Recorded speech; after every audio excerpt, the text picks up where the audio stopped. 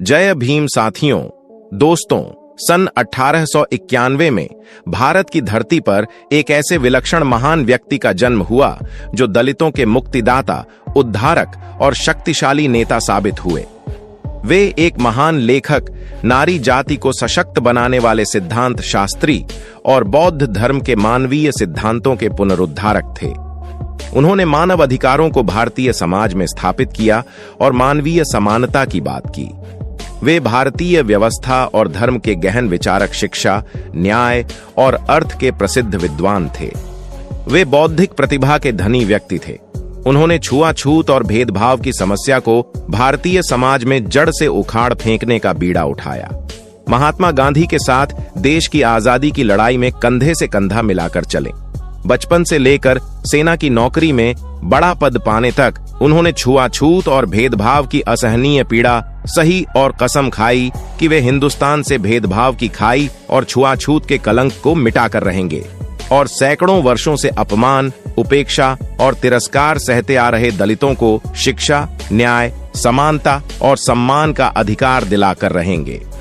यदि आपने अभी तक हमारा चैनल अंबेडकर साहेब जी सब्सक्राइब नहीं किया है तो सब्सक्राइब कर लें और साथ ही बेल आइकन को अवश्य दबाएं ताकि आने वाले वीडियो का नोटिफिकेशन आपको सबसे पहले मिल सके। उस मुक्तिदाता ने महसूस किया कि जब तक देश के संविधान और कानून में दलितों के लिए न्याय, समानता और उन्नति के प्रावधान नहीं किए जाएंगे, तब तक दलित अपनी स्थिति से कभी ऊपर नहीं उठ पाएंगे। उस मसीहा ने महसूस किया कि शिक्षा ही वह ताकतवर हथियार है जो प्रत्येक दलित को सशक्त बना सकती है और उसे अपने मानवीय अधिकार समाज के लोगों व धर्म जाति के ठेकेदारों से वापस दिला सकती है। इसीलिए पहले उस असीम क्षमता के धनी व्यक्ति ने अपने आप को शिक्षा और ज्ञान से भरपूर बनाया। उसके बाद दलितों को समानता, न्याय और अधिकार दिलाने के पक्ष में सशक्त आवाज उठाई। एक गरीब और उपेक्षित वर्ग से उठा वह असाधारण इंसान एक दिन देश के लाखों करोड़ों दलितों के दिल की धड़कन और उनका मसीहा बन गया। जी हां दोस्तों, आज हम बात कर रहे हैं बाबा साहब अंबेडकर की, जिन्हें डॉक्टर भीमराव अंबेडकर भी कहा जाता है। वे भारतीय संविधान के निर्माता थे। स्वतंत्र भारत के वे पहले कानून मंत्री बनाए गए। भारतीय संविधान के निर्माण के बाद उन्होंने हिंदू कोड बिल भी बनाया था। डॉक्टर अंबेडकर का जन्म आज से 133 साल पहले उस कालखंड में हुआ था जब हमारा भारत देश अंग्रेजों का गुलाम था तथा हमारे देश के लोग ब्रिटिश साम्राज्यवाद की पीड़ा भुगत रहे थे। तब अंग्रेज लोग तो भारतीयों पर जुल्म करते ही थे, लेकिन भारत के ऊंची जाति के स्वर्ण लोग भी अछूत या निम्न वर्ण के लोगों को घृणा की दृष्टि से देखते थे। अछूत जनों को वे अपने कुएं और नल से पानी भी नहीं लेने देते थे और उन्हें छूना बहुत बड़ा पाप समझते थे। छुआछूत और असमानता के ऐसे युग में मध्य प्रदेश के महू नामक स्थान में एक ऐसे महामानव का जन्म हुआ जो दलित वर्ग के लिए मुक्तिदाता साबित हुआ और उनके महान कार्यों के कारण दलित समाज के लोग उन्हें भगवान मानकर पूजने लगे। उस महापुरुष का नाम डॉक्टर भीमराव अंबेडकर था। डॉक्टर अंबेडकर का जन्म 14 अप्रैल 1891 में हुआ था। वे अपने माता पिता की 14वीं और आखिरी संतान थे, लेकिन उनके अधिकांश भाई बहन कुछ समय तक जीने के बाद परलोक से धार गए थे। उनके पिता का नाम रामजी मालोजी सकपाल और मां का नाम भीमाबाई था। दोस्तों, भीमराव के पिता कहने को तो मिलिट्री में सूबेदार थे, लेकिन उन्हें वेतन बहुत ही कम मिलता था। 15 साल सेना में नौकरी करके जब वो रिटायर हुए तो अपने गांव महू आ गए। डॉक्टर अंबेडकर के पिता के मन में अपने बच्चों की परवरिश और पढ़ाई लिखाई की चिंता थी, लेकिन इसके लिए ना तो उनके पास पर्याप्त पैसा था और ना ही महू। गांव में बच्चों के लिए स्कूल की सुविधा नहीं थी। आखिरकार रामजी मालोजी सकपाल ने अपना गांव छोड़कर सतारा शहर जाने का निर्णय लिया ताकि वे शहर में आजीविका का कोई कार्य या नौकरी कर सकें और अपने तीनों पुत्रों को किसी अच्छे स्कूल में दाखिला करा के उनका भविष्य संवार सके। भीमराव के पिता जानते थे कि हम महार जाति से हैं और उनकी जाति के लोगों को देश में अछूत माना जाता था। डॉक्टर अंबेडकर के पिता सोचते थे कि यदि मेरे पुत्रों ने शिक्षा ग्रहण नहीं की तो उन्हें आगे चलकर भूख, गरीबी और कष्टों का सामना करना पड़ेगा। अगर वे कुछ पढ़ लिख गए तो हो सकता है कि किसी दफ्तर में बाबू बन जाए और इज्जत से जीना सीख जाए। बड़ी मुश्किल से सतारा शहर में डॉक्टर अंबेडकर के पिता को एक कंपनी में स्टोर कीपर की नौकरी मिली। पगार 40 रुपए माहवार थी। सूबेदारी की नौकरी में रामजीराव को 50 रुपए महीना वेतन मिलता था, लेकिन घर की तंग हालत के कारण उन्होंने वो नौकरी करना स्वीकार कर लिया। अपने परिवार के साथ सतारा शहर में रहते हुए भीमराव जब 5 वर्ष की आयु के हुए तो उन्होंने अपने पिता से पढ़ने की इच्छा जाहिर की। उनकी माताजी भी चाहती थीं कि वे पढ़े। पिता रामजीराव भी अपने बेटों को स्कूल में पढ़ाना चाहते थे, लेकिन वे ये सोचकर कि हम महार लोग हैं, अछूत जाति के हैं, शहर में कौन सा स्कूल हमारे बच्चों को दाखिला दे सकेगा। बालक भीमराव रोज पिता से स्कूल जाने की जिद करते थे। हारकर उनके पिता उन्हें शहर के कुछ स्कूलों में लेकर भी गए, लेकिन सब स्कूलों के संचालक और हेडमास्टरों ने उनके बेटे भीमराव को अपनी शाला में प्रवेश देने से मना कर दिया। एक दिन एक स्कूल का हेडमास्टर बालक भीमराव को अपनी शाला में प्रवेश देने के लिए राजी हो गया, लेकिन उसने शर्त रखी कि भीम को स्कूल में कक्षा के दरवाजे से बाहर बैठकर अपनी पढ़ाई करनी होगी। अपने बेटे को शिक्षा दिलाने के लिए रामजीराव ने ये शर्त भी स्वीकार कर ली। इस तरह भीमराव का दाखिला उस स्कूल में हो गया। भीमराव एक सीधे साधे बालक थे। अपने पिता की तरह वे बहुत गंभीर और सहनशील थे। साथ ही साथ बहुत कुशाग्र बुद्धि तथा मेधावी प्रतिभा के धनी थे। कक्षा के दरवाजे से बाहर वे उस जगह पर अपना टाट बिछाकर बैठते थे जहां छात्र अपने चप्पल और जूते उतारते थे, लेकिन बालक भीम को किसी से कोई शिकायत नहीं थी। उसके मन में केवल विद्या और ज्ञान अर्जित करने की लगन थी। वे पढ़ाई के जरिए दीन दुनिया की बहुत सारी बातें जान लेना चाहते थे। भीमराव और रोज सुबह समय से पहले स्कूल पहुंचते और अपनी कक्षा के बाहर दरवाजे पर बैठकर शिक्षकों द्वारा पढ़ाए जाने वाले पाठों को बड़े ध्यान से एकाग्रता पूर्वक सुना करते। टीचर के पाठ पढ़ाते पढ़ाते उन्हें वह पाठ स्कूल में ही याद हो जाता था। उन्हें घर पर अलग से उस पाठ को रेट कर याद करने की आवश्यकता नहीं पड़ती थी। टीचर उनसे पाठ के संबंध में जो जो सवाल पूछते उसका भीमराव एकदम सही सही जवाब दे दिया करते थे। एक दिन गणित के अध्यापक ने एक प्रश्न ब्लैक बोर्ड पर लिखा और भीमराव को उसे हल करने के लिए बुलाया। भीमराव बड़े गर्व के साथ उठकर कक्षा के भीतर दाखिल हुए और जैसे ही ब्लैक बोर्ड की ओर बढ़े, कक्षा के सभी बच्चे चिल्ला चिल्ला कर कहने लगे, मास्टर जी, भीमराव अछूत है। ब्लैक बोर्ड के पास हमारे खाने के टिफिन रखे हुए हैं। इसकी परछाई से हमारे टिफिन का खाना अपवित्र हो जाएगा। भीमराव ब्लैक बोर्ड के पास नहीं पहुंच सके और छात्रों के आक्रोश के समक्ष झुकते हुए अध्यापक ने भीमराव को वापस अपनी जगह जाकर बैठने को कहा। इस तरह के कई अपमान और तिरस्कार भीमराव ने सहे। एक बार प्यास लगने पर बालक भीमराव ने कुएं पर रखी बाल्टी से पानी पी लिया। इस पर वहां खड़े लोगों ने उनकी जाति पूछकर उनकी खूब पिटाई की। एक दिन स्कूल के और बच्चों को रिक्शे पर बैठा देखकर भीमराव के मन में भी रिक्शे की सवारी करने की इच्छा हुई। उन्होंने सड़क पर जाते हुए एक रिक्शे को हाथ देकर रोका और कहा कि मुझे मेरे घर तक ले चलो, मैं तुम्हें रिक्शा का किराया दूंगा। रिक्शे वाले ने बालक भीम को अपने रिक्शे में बैठा लिया और रिक्शा खींचने लगा। रिक्शा चलाते हुए बातों ही बातों में उसने भीमराव से उसका परिचय और जाति आदि के बारे में पूछा।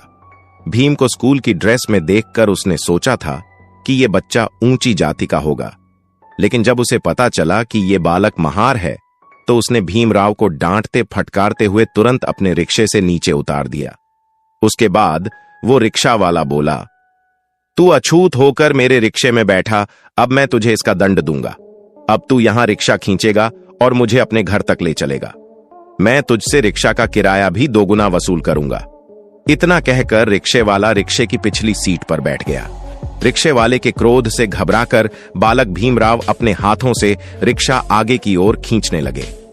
नन्हे भीमराव ने महसूस किया कि शहर के ऊंची जाति के लोग उनकी आवाज सुनकर अपवित्र हो जाते हैं और यदि किसी सवर्ण को छू ले तो वो अपवित्र हो जाता है। कई बार नहाने के बाद ही इन लोगों के शरीर से अपवित्रता मिट पाती है। बचपन में भीमराव अंबेडकर ने छुआछूत और भेदभाव की जो पीड़ा सही, वह उनके जीवन के लिए अभिशाप न बनकर आगे चलकर वरदान साबित हुई। इसी पीड़ा ने उनको अन्याय और कुरीतियों से लड़ने की ताकत दी, दलितों को भारतीय समाज में समानता का अधिकार और न्याय दिलाने के संघर्ष शक्ति प्रदान की। भीमराव ने स्कूल में एक एक करके 4 कक्षाएं अच्छे नंबरों से पास की और वे 5वीं कक्षा में आ गए। एक दिन उनकी मां कठिन बीमारी का शिकार हो गई। पति ने भीमाबाई का पड़ोसी वैद्य से इलाज कराया, लेकिन भीमाबाई को बचाया नहीं जा सका। स्कूल में भीमराव गणित और भूगोल आदि विषयों में बहुत होशियार थे।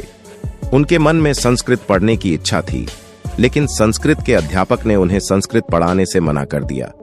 उसने भीमराव से कहा, तू तो अछूत है, संस्कृत ऊंची जाति के बच्चों के पढ़ने की चीज है बेटा, संस्कृत पढ़ना तेरे भाग्य में नहीं है। भीमराव हर कक्षा प्रथम श्रेणी के अंकों से पास करते गए। अब उन्हें हाई स्कूल की शिक्षा ग्रहण करने के लिए बड़े स्कूल में भर्ती होना था, लेकिन पिता रामजीराव के पास उनकी फीस जमा करने के पैसे नहीं थे। तब उनके पिता ने पीतल की अपनी पुरानी परात को एक सेठ के यहां गिरवी रखकर फीस के रुपयों का प्रबंध किया। इस तरह हाई स्कूल में भीमराव का दाखिला हो गया। हाई स्कूल की परीक्षा उन्होंने प्रथम श्रेणी में उत्तीर्ण की। भीमराव अंबेडकर आगे पढ़ना चाहते थे। वे कॉलेज में दाखिला लेना चाहते थे, लेकिन कॉलेज की फीस भरने के लिए घर में पैसे नहीं थे। ऐसे में बड़ौदा के महाराज सयाजीराव गायकवाड़ ने उनकी सहायता की। भीमराव को अपने एक मित्र से पता चला कि बड़ौदा रियासत के महाराज गरीब छात्रों की मदद करते हैं, अतः वे मदद मांगने महाराज की मुंबई स्थित कोठी पर गए। जब महाराज को पता चला कि भीमराव ने गरीब छात्र होकर भी फर्स्ट डिवीजन से हाई स्कूल पास किया है, तो वे भीमराव की सहायता करने के लिए तैयार हो गए। भीमराव ने मन में ठान लिया था कि मुझे पढ़ाई में ऊंची से ऊंची डिग्री प्राप्त कर शिक्षा में महारत हासिल करनी है। बड़ौदा नरेश ने भीमराव की सहायता के लिए उन्हें तुरंत 100 रुपए दिए और हर महीने 25 रुपए की छात्रवृत्ति देने का वायदा किया। इस तरह महाराज की सहायता से भीमराव ने बंबई के कॉलेज में एडमिशन ले लिया। उन्होंने बंबई कॉलेज से अच्छे अंकों से बीए की परीक्षा पास की। रमाबाई के साथ उनका विवाह हुआ और बेटे को तरक्की करते देख एक दिन भीमराव के पिता ने बड़े गर्व के साथ अपने जीवन की अंतिम सांस ली। बीए करने के बाद भीमराव फौज में लेफ्टिनेंट हो गए थे, लेकिन वे विदेश जाकर उच्च शिक्षा प्राप्त करना चाहते थे। इसीलिए उन्होंने अपनी फौज की नौकरी से त्यागपत्र दे दिया और बड़ौदा महाराज की आर्थिक मदद से उच्च शिक्षा प्राप्त करने अमेरिका चले गए और वहां की कोलंबिया यूनिवर्सिटी में दाखिला ले लिया। वहां भीमराव ने पॉलिटिकल साइंस, हिस्ट्री, सोशियोलॉजी और इकोनॉमिक्स का गहरा अध्ययन किया। ये सभी विषय उनकी एमए कक्षा के थे। भीमराव को देश अमेरिका इस मायने में पसंद आया क्योंकि वहां सभी लोग आजाद ख्यालों वाले और तरक्की पसंद थे। छुआछूत और भेदभाव की संकीर्ण विचारधारा ये वहां के लोगों के मन में नहीं थी। अमेरिका की यूनिवर्सिटी से अच्छे अंकों से एमए करने के बाद भीमराव ने पढ़ना नहीं छोड़ा। वे अमेरिका से लंदन चले गए और वहां के लंदन स्कूल ऑफ इकोनॉमिक्स में दाखिला ले लिया। इस कॉलेज से एमएससी करने के बाद लॉ की पढ़ाई की। कानून की डिग्री पाने के बाद उन्होंने लंदन से डॉक्टरेट की। अपने मूल विषय पर रुपयों की समस्या पर थीसिस लिखी। ये वही किताब थी जिसके आधार पर आगे चलकर रिजर्व बैंक ऑफ इंडिया को बनाया गया। प्रथम श्रेणी में लंदन से कानून की डिग्री लेकर और डॉक्टरेट की उपाधि पाने के बाद भीमराव वापस अपने देश भारत चले आए और महाराज गायकवाड़ से किए अपने वायदे के मुताबिक बड़ौदा में सेना के ऊंचे पद पर नौकरी करने लगे। भले ही भीमराव अंबेडकर ने अमेरिका और इंग्लैंड से ऊंची शिक्षा की बड़ी बड़ी डिग्रियां हासिल कर ली थीं और उन्हें डॉक्टरेट की उपाधि भी मिल चुकी थी, लेकिन अछूत जाति का होने के कारण स्वर्ण आज भी उनसे नफरत करते थे। बड़ौदा रियासत में सेना का ऊंचा अधिकारी बन जाने के बाद भी भीमराव ने देखा कि दफ्तर के लोग मुझसे नफरत करते हैं। कोई मुझसे हाथ नहीं मिलाना चाहता, चपरासी भी मुझे पानी पिलाने से कतराता है। ये बात सच थी। सेना के महकमे में अन्य कर्मचारियों की बात तो छोड़िए, एक 4th क्लास चपरासी तक भीमराव से अत्यंत घृणा करता था। वो दफ्तर की फाइल उनके हाथ में देने की बजाय दूर से मेज पर फेंक कर चला जाता था। उस समय भीमराव अंबेडकर का हृदय भीतर से रो उठता था। वे सोचते कि मेरे इतने पढ़ाई लिखाई करने के बाद भी आखिर क्या हुआ। मैंने सोचा था कि मेरे पढ़ लिख जाने से लोग मुझे इज्जत देंगे, मेरे भाव और विचारों को समझेंगे, लेकिन इतनी सारी डिग्रियां पाने का कोई लाभ नहीं हुआ। देश के ऊंची जाति के लोग आज भी मुझे उसी नजर से देखते हैं जिस नजर से वे मुझे पहले बचपन में देखा करते थे। आज भी भीमराव को दफ्तर के बाकी लोगों के साथ बैठने उठने पर, उनके संग खाना खाने तथा कुएं से पानी लेने पर पाबंदी थी। वे ऑफिस के मटके से पानी नहीं पी सकते थे। अपना पानी उन्हें स्वयं अपने घर से लेकर आना पड़ता था। इस तरह से छुआछूत की पीड़ा सहते हुए डॉक्टर भीमराव अंबेडकर ने अपने पिता की तरह जिंदगी के अनेक दुख, दर्द व कष्ट सहे। उनकी धर्मपत्नी रामाबाई ने एक के बाद एक 5 संतानों को जन्म दिया, लेकिन इलाज की सुविधा न मिलने के कारण 4 संतानें एक एक करके मृत्यु को प्राप्त हुई। केवल एक संतान शेष बची रमाबाई की तबीयत भी अब खराब रहने लगी थी। लंबी बीमारी का कष्ट झेलते हुए उन्हें भी अपनी जान से हाथ धोना पड़ा।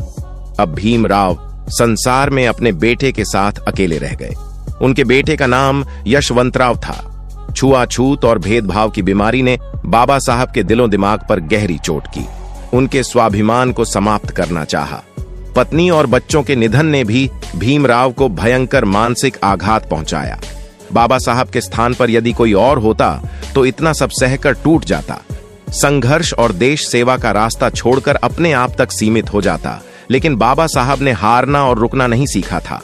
बचपन से लेकर अब तक वे अपनी कठिन मेहनत और लगन से कामयाबी पाते आए थे। जीवन के दुख, दर्द, अपनों से बिछुड़ने का कष्ट सहकर भी उन्होंने देश की सेवा करने का रास्ता नहीं छोड़ा। वे गांधी जी के सत्य और अहिंसा के सिद्धांत से प्रेरणा लेकर सत्याग्रह के रास्ते पर चल पड़े। ये सत्याग्रह उन्होंने दलितों को समानता और न्याय दिलाने के लिए किया। सन 1926 में सत्याग्रह अपनाते हुए उन्होंने प्रण किया कि मैं सब दलितों को गांव के तालाब और कुओं से पानी पीने का और मंदिर में प्रवेश कर भगवान के दर्शन करने का अधिकार दिलाकर रहूंगा।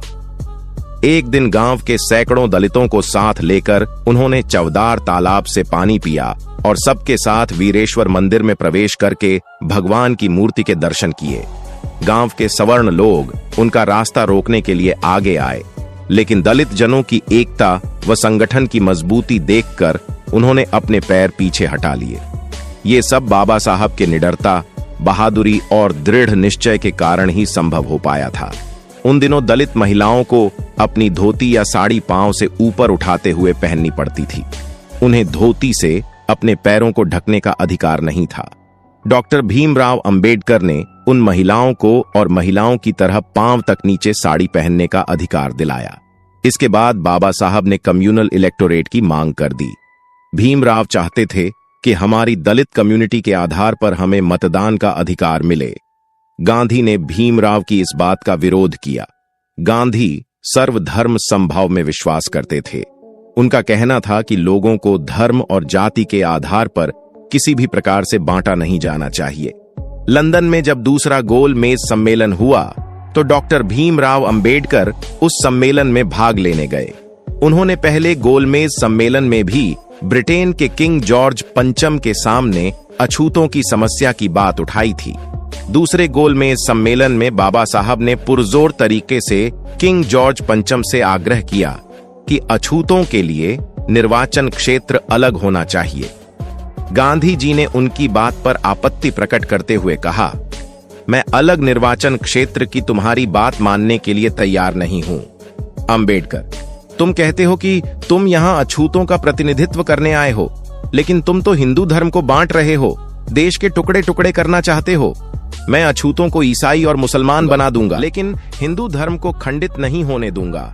लेकिन इंग्लैंड के किंग जॉर्ज पंचम ने गांधी जी की आपत्ति की ओर अधिक ध्यान नहीं दिया और उन्होंने डॉक्टर अंबेडकर की सभी शर्तें स्वीकार करते हुए कहा, भारत के अछूतों को अलग निर्वाचन क्षेत्रों के द्वारा आरक्षण दिया जाता है। गांधी किसी भी प्रकार से अछूतों को अलग से आरक्षण देने पर तैयार नहीं थे।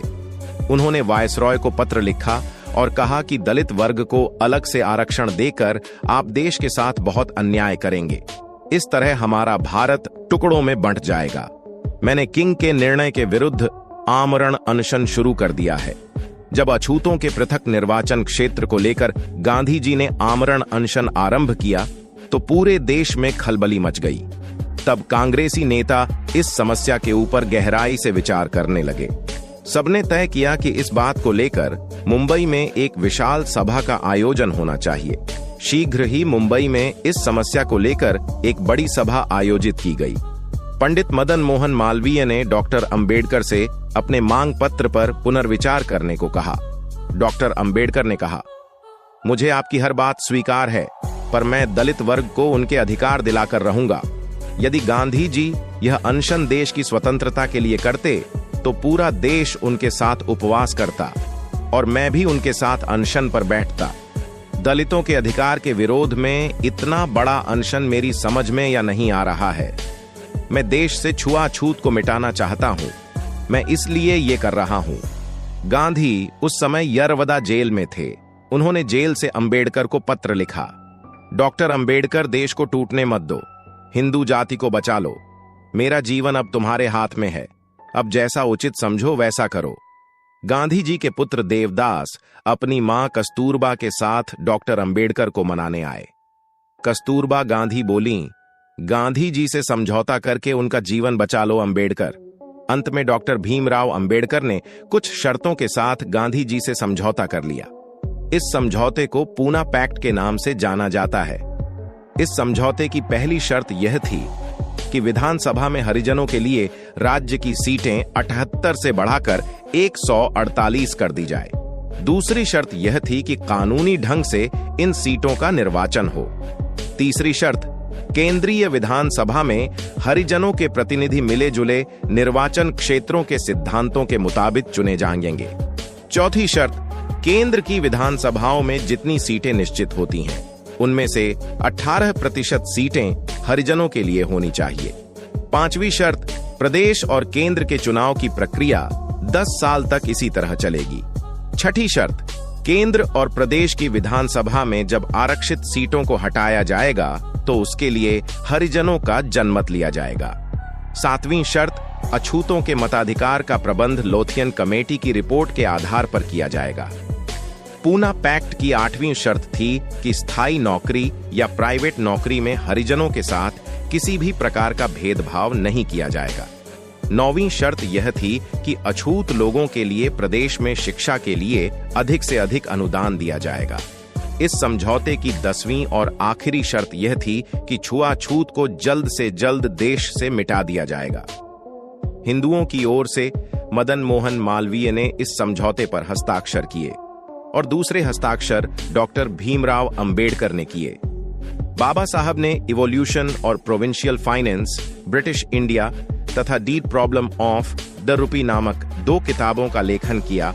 इन दोनों पुस्तक में वर्णित जानकारी के आधार पर आरबीआई अर्थात रिजर्व बैंक ऑफ इंडिया की स्थापना की गई। यह एक आश्चर्य का विषय था कि भारत के सबसे निचले स्तर से निकले हुए व्यक्ति ने इतने बड़े बैंक आरबीआई की स्थापना की। यह आश्चर्य का विषय था कि भारत के सबसे निचले स्तर से निकालकर आया हुआ एक युवक अपनी मेहनत और लगन से सफलता की ऊंचाइयों तक जा पहुंचा। कष्ट और अभाव दोनों में कोई भी उसकी मदद करने को तैयार नहीं था। सब लोग उसे घृणा और तिरस्कार भारी नजरों से देखते थे।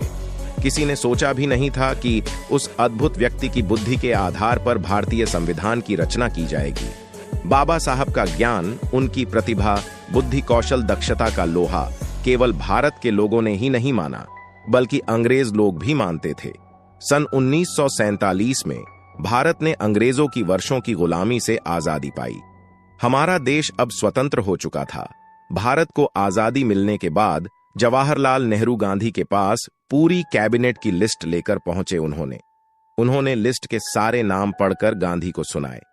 गांधी जी बोले कि तुम्हारे इस लिस्ट में डॉक्टर अंबेडकर का नाम कहां है? गांधी ने नेहरू को समझाया, यह तुम्हारी कैबिनेट नहीं है, यह आजाद भारत की कैबिनेट है। गांधी की इच्छा थी कि डॉक्टर अंबेडकर को कैबिनेट में होना चाहिए। नेहरू जी ने गांधी जी की बात मानकर अंबेडकर को अपने मंत्रियों की कैबिनेट में ले लिया और भीमराव अंबेडकर को कानून मंत्री बनाया। न केवल कानून मंत्री बल्कि संविधान निर्मात्री सभा का अध्यक्ष भी डॉक्टर अंबेडकर को बना दिया गया। भारत के राष्ट्रपति राजेंद्र प्रसाद ने डॉक्टर अंबेडकर को भारत का संविधान बनाने की जिम्मेदारी सौंपी। डॉक्टर अंबेडकर ने बड़ी ही गंभीरता के साथ संसार के अन्य कई देश के संविधानों की अच्छाइयां ढूंढकर भारत के लिए एक नया संविधान तैयार किया है। उन्होंने 24 घंटे में से 18 घंटे कठोर परिश्रम करके इस महान कार्य को पूरा किया। स्वतंत्र भारत का नया संविधान बनाकर जब उन्होंने उसे प्रधानमंत्री जवाहरलाल नेहरू और राष्ट्रपति डॉक्टर राजेंद्र प्रसाद के सामने प्रस्तुत किया तो सभी लोगों ने डॉक्टर अंबेडकर की प्रशंसा की। उस समय डॉक्टर अंबेडकर संविधान बनाने के लिए रात और दिन एक कर रहे थे। उस समय उनकी तबीयत ठीक नहीं रहती थी, फिर भी उन्होंने अपने स्वास्थ्य की परवाह न करके राष्ट्र सेवा के इस महान कार्य को पूरा किया, क्योंकि वे जानते थे कि स्वतंत्र हुए भारत को इसी संविधान के आधार पर भविष्य में सैकड़ों वर्षों तक सुख, शांति, समृद्धि, प्रेम और भाईचारे के पथ पर, न्याय, समानता और निष्पक्षता के पथ पर चलना है। आगे चलकर डॉक्टर अंबेडकर ने हिंदू कोड बिल का निर्माण किया और महिलाओं के न्याय व अधिकारों के समर्थन में भी कई कानून का निर्माण किया। डॉक्टर अंबेडकर सही मायने में न्यायवादी और मानवतावादी थे। उन्होंने वकालत भी इसलिए आरंभ की थी ताकि वे समाज के कमजोर, निम्न और पिछड़े वर्ग को अछूत वंचित समझे जाने वाले लोगों को न्याय दिला सकें। ऐसे लोगों की प्रार्थना, पुकार और आवाज को देश में तब कोई सुनता ही नहीं था। कमजोर लोगों की आवाज को अक्सर ढबा दिया जाता था। ऐसे में डॉक्टर अंबेडकर गरीबों, दलित, वंचित एवं पिछड़े वर्ग के लोगों की आवाज बने। कमजोर लोगों को सशक्त और सक्षम बनाने के लिए उन्होंने संविधान में कई प्रस्ताव रखे और कानूनों में बदलाव किए। कानून मंत्री होने के कारण ही भीमराव यह सब कुछ कर पाने में सक्षम हो पाए। शिक्षा ने उन्हें यह सब करने का, वंचितों और अछूतों के हक की लड़ाई लड़ने का सामर्थ्य प्रदान किया। भीमराव अंबेडकर ने देश के कमजोर हिस्से को ऊपर उठाया। वह जानते थे कि जब तक ऐसे असहाय लोगों को ऊपर नहीं उठाया जाएगा, तब तक हमारा देश किसी भी तरह तरक्की नहीं कर पाएगा। जब देश का अंतिम व्यक्ति अपना विकास करेगा, तभी पूरे देश में खुशहाली आ सकेगी। यही कारण था कि भीमराव अमीर और संपन्न लोगों की परवाह नहीं करते थे। उन्हें देश के गरीब, दलित, असहाय और अन्याय की पीड़ा झेल रहे लोगों की खूब चिंता थी। वे जानते थे कि भले ही हमारा देश अंग्रेजों की गुलामी से आजाद हो चुका है, लेकिन आजाद होने के बाद भी वंचित और दलितों को स्वतंत्रता, समानता और खुशहाली के साथ जिंदगी जीने के अधिकार नहीं मिल सके हैं। वंचित वर्ग में शोषण, उपेक्षा, अपमान और अन्याय की मार झेल रही महिलाएं भी शामिल थीं। डॉक्टर भीमराव अंबेडकर बड़े ही सहनशील व्यक्ति थे और सहनशील होने के साथ ही साथ गांधी जी की तरह सत्य और अहिंसा के रास्ते का अनुसरण करने वाले भी थे। बचपन से लेकर सेना में बड़ा पद पाने तक उन्होंने अनेक प्रकार के भेदभाव, तिरस्कार, अपमान, अपशब्द और कठोर वचन सहे, लेकिन अपने मुख से कभी कोई कटु वचन नहीं बोले, कभी गाली गलौज की भाषा का प्रयोग नहीं किया, क्योंकि वे जानते थे कि गाली अथवा अपशब्दों से प्रतिकार करने से बात नहीं बनेगी। इससे अपने दलित समाज को सही न्याय नहीं दिलाया जा सकेगा और ना ही प्रतिशोध के रास्ते पर चलकर उन्हें ऊपर उठाया जा सकेगा। मुझे तो जड़ से भेदभाव और छुआछूत की समस्या नष्ट करनी है। कोई ऐसा महान कार्य करके दिखलाना है जिससे मेरा दलित समाज सदियों तक अपना सिर ऊंचा करके चल सके, समाज के अन्य वर्ग के लोगों के साथ कदम से कदम मिलाकर चल सके, और भारत का महान संविधान बनाकर उन्होंने ये अद्वितीय कार्य संभव कर दिखाया। 26 जनवरी सन 1950 को जब भीमराव अंबेडकर द्वारा बनाया गया संविधान देश में लागू हुआ, तो दलितों के चेहरे प्रसन्नता से खिल उठे। अन्याय, भेदभाव और तिरस्कार की मार झेल रहे वंचित वर्ग के चेहरों पर खुशियां छा गईं। संविधान के रूप में उन्हें सक्षम और सम्मानपूर्ण जिंदगी जीने के कई अधिकार प्राप्त हो चुके थे। डॉक्टर अंबेडकर ने अपने जीवन और आचरण में हमेशा सहनशीलता के गुण का इस्तेमाल किया। उनके भाषण, लेख और किताबों में तथा संविधान के विभिन्न अनुच्छेदों में भी हमें उनकी सहनशीलता, संयम, धीरज व गंभीरता के महान गुणों के दर्शन होते हैं। गांधी जी की तरह अहिंसा को वे मानव का सबसे बड़ा धर्म या परम धर्म मानते थे। उन्होंने देखा कि बौद्ध धर्म आज के समय में भी सबसे अधिक उदार और सहनशील है। ये धर्म मानव के बीच किसी भी तरह का भेदभाव नहीं करता, किसी को छोटा या किसी को बड़ा नहीं समझता, चाहे मनुष्य किसी भी जाति या धर्म का हो। बौद्ध धर्म सभी को गले लगाता है। यही कारण वे थे कि बाबा साहब ने हिंदू धर्म त्याग कर बौद्ध धर्म ग्रहण करने का निर्णय लिया। 14 अक्टूबर 1956 को उन्होंने नागपुर में बौद्ध धर्म की दीक्षा ली। उनको दीक्षा देते समय बौद्ध भिक्षु चिंतामणि ने उनसे पूछा, तुम सत्य का पालन कर सकोगे? सत्य मेरी मां है, भीमराव ने उत्तर दिया। भिक्षु चिंतामणि ने पुनः पूछा, कटुवाणी सह सकोगे? मेरे लिए अब इस संसार में कुछ भी कटु नहीं रहा। हाथ में भिक्षा पात्र लिए पीले वस्त्र पहने मुंडित शीश अंबेडकर ने उत्तर दिया। इसके बाद भिक्षुक चिंतामणि ने उन्हें बौद्ध धर्म की दीक्षा दी। अब बाबा साहेब देश के सामान्य व्यक्ति, नेता और किसी के पैरोकार नहीं रहे, बल्कि वे आत्मवत सर्वभूतेषु अर्थात सभी प्राणियों को अपने समान देखने वाले आध्यात्मिक हो गए। बौद्ध धर्म की पुस्तकों का गहराई से अध्ययन मनन करके उन्होंने समतावादी गहन दृष्टि प्राप्त की। अब बाबा साहब के लिए कोई अपना या कोई पराया नहीं रहा था। सब उनके अपने हो गए थे और वे सबके हो गए थे। बौद्ध धर्म स्वीकार कर लेने के बाद सभी के प्रति प्रेम, क्षमा और दया का भाव उन्होंने अपने हृदय में धारण किया। डॉक्टर भीमराव अंबेडकर शिक्षा शक्ति के जीते जागते उदाहरण थे। शिक्षा उनके जीवन का सबसे अधिक महत्वपूर्ण और अभिन्न हिस्सा थी। शिक्षा ने इन्हें तार्किक शक्ति, बौद्धिक ताकत और मनन करने की योग्यता प्रदान की। कोलंबिया यूनिवर्सिटी ने इन्हें number 1 scholar in the world की उपाधि प्रदान की। शिक्षा के बल पर ही भीमराव ने समाज के दलित और निचले तबके को ऊपर उठाकर उन्हें समर्थ और योग्य बनाया। बाबा साहब की योग्यता, राष्ट्र सेवा और समाज हित में किए गए उनके महान कार्यों को देखते हुए उन्हें सर्वोच्च नागरिक सम्मान भारत रत्न से विभूषित किया गया।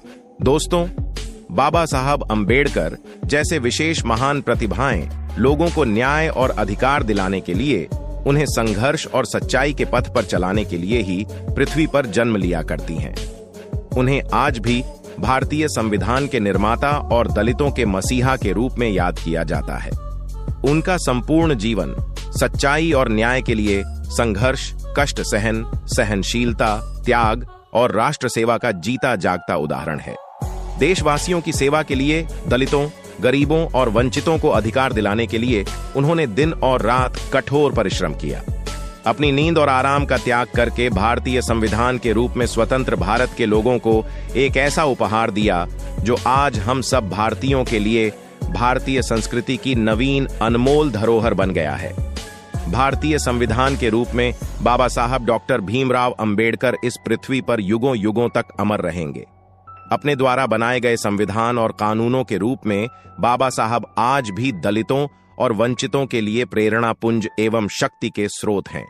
उनके त्याग, संयम, सहनशीलता, गंभीर राष्ट्र सेवा और उत्थान कार्यों को शत शत नमन। यदि आपको हमारे द्वारा बनाई गई ये वीडियो पसंद आई है और आप चाहते हैं कि हम आपके लिए रोजाना ऐसी ही वीडियो लाते रहें, तो हमें फाइनेंशियल सपोर्ट करें। दी गए QR कोड को स्कैन करके हमें आर्थिक मदद भेज सकते हैं, जो कि इस समय हमें इसकी बहुत ही आवश्यकता है। दोस्तों, आज की वीडियो में बस इतना ही। इस चैनल पर मैं सिर्फ बाबा साहेब के जीवन से जुड़ी छोटी बड़ी सभी जानकारी लेकर आता रहता हूं। यदि आप बाबा साहब को पसंद करते हो और इनके बारे में और अधिक जानना चाहते हो, तो हमारे अंबेडकर साहेब जी YouTube चैनल को सब्सक्राइब कर लें। वीडियो को पूरा देखने के लिए धन्यवाद। आपका दिन शुभ हो।